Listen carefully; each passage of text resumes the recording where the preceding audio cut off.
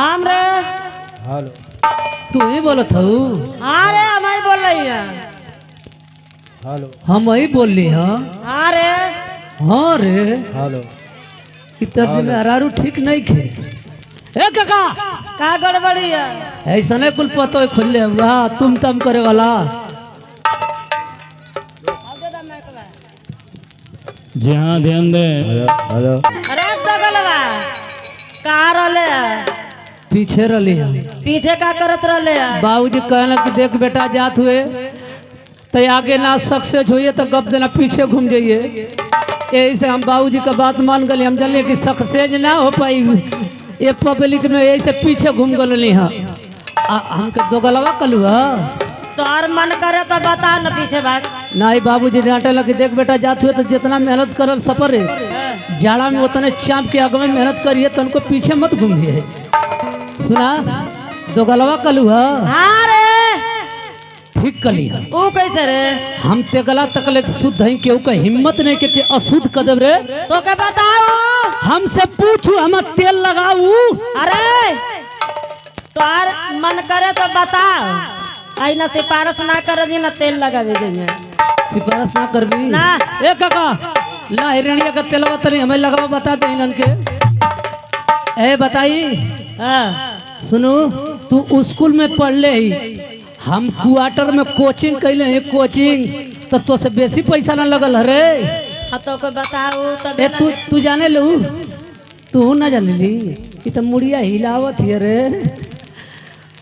दोगला का मतलब बता दे ही। बता बताओ बता जल्दी बता टाइम ना। अरे तो मन में बिगाड़ देती है। दो गला समझ में आ गल ना रे। ना समझ बोलू ना रे। दो गला समझ गेली ना।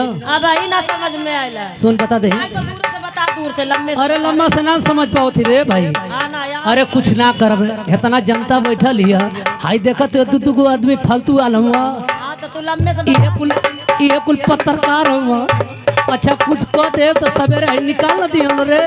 सुना कुछ ना कर सुना जान तू दोगला का मतलब का होला? ए खड़खड़ बड़ बड़ दोगला का मतलब बता दे। आय हाय तन्नी सुबह गलना यानी कि दो गालों के मिलन से जो पैदा हुआ और दोगला हुआ। अरे आय तेगला रे।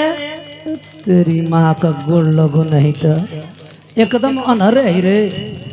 माई बाबू दुगो हम तीन गो तेगला ना भइल जा रे।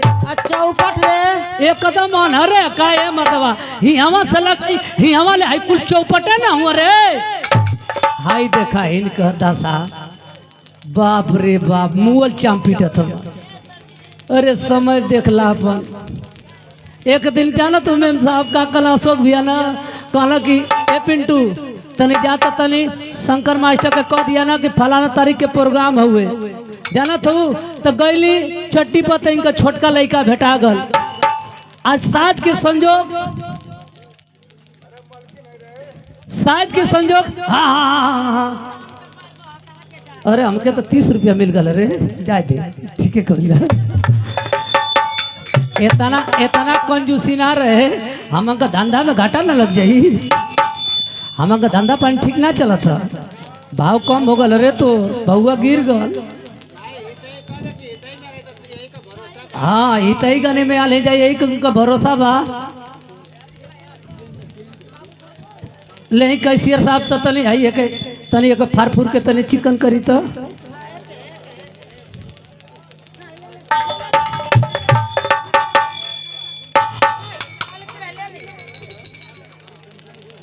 हाँ 200